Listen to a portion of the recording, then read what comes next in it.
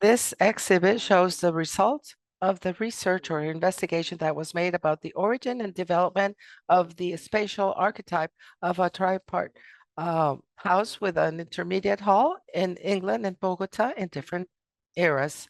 So three big sections had to do with our exhibit, with the genealogy, then the variations, as we mentioned before, between 1930 and 1950, the houses with English style, and then the interpretations about the modern house in Bogota between 1945 and 1965. In the three different sections that I mentioned, we developed different panels for our exhibition where we emphasize a comparison by photographs with representations of the houses following the intermediate all as something cross-sectional. Neil, please comment about the museography of the exhibition. Well, thank you, and thank you very much for inviting me to be part of this rather exciting project. It is, for one such as myself, sitting in a very small cottage in the middle of the Scottish Highlands and talking to you in Bogota, an extraordinary experience. And well, I just hope the technology holds up.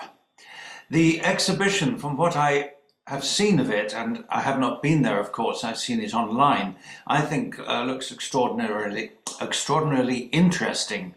And I'm slightly intrigued that the space in which it is shown, the Leopoldo Rotha Museum of Architecture, is surely a development of this hall house or middle hall idea, double height spaces with rooms running off to the side. Maybe that's coincidental, maybe I'm reading more into it than there really is, but nevertheless, it's an appropriate venue, I think, for an exhibition such as this. In your catalogue, your book, you write that the middle hall is an architipal formal structure which has developed throughout history in different architectural traditions. And it seems to me that that is absolutely true. And I think I think the sort of the English Tudor version of it, which in a sense is the center of this discussion, is really just one part of a much broader architectural response, one which is dependent upon climate and upon materials and all those things that generate architecture. 2 days ago, John made the very good observation that all the middle halls that seem to exist from an early time in Britain are now masonry buildings, and all the timber ones, which probably predated them, have all disappeared. So one might look at the middle hall as the product of a framed architecture as opposed to a load-bearing masonry type of architecture. And in a funny way, that is actually what we're dealing with now in the 21st century. Most of our architecture, particularly large buildings or large spaces, are framed and not load-bearing masonry. So in a sense, the notion of the middle hall structure has possibly come round. Where I'm most familiar with it, the middle hall, is in the English house, or English and Scottish houses, I should say, built in the 19th and early 20th century. And I've done quite a lot of work on the Scottish country house, which used the middle hall as a central feature within that type.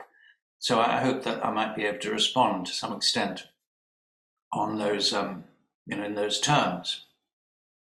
It's intriguing to me that the middle hall, or maybe the Tudor revival style, became popular in Bogota in the 1930s through to the 1960s, due, as you say, to the dissemination of publications, mostly English. And I don't doubt this for a minute, but I wonder what other influences there were at the time. The one that comes to my mind is the influence of Hollywood and American architecture, the architecture of Southern California, of Los Angeles, of the 1920s and 1930s. There are a great number of Tudor-style houses there built for film stars and other celebrities. And I just wondered to what extent architects in Colombia and Bogota were looking towards California, which is a bit nearer than England, in their response to that sort of architectural style. So maybe that's something one might think about. You say again, and I'm quoting from your catalogue. You say, among the elite were the national or emigrated architects trained within the so-called modern architecture. In their professional practice, they had a particular interest in the role of the hall in the spatial structure of the house and carried out an interpretation of its main values in the new expansion of neighborhoods of the city. So I'm sort of interested in finding out who these emigrated architects are in particular. In your exhibition, panels 11, 12, and 13, on which I hope I'll be able to comment later,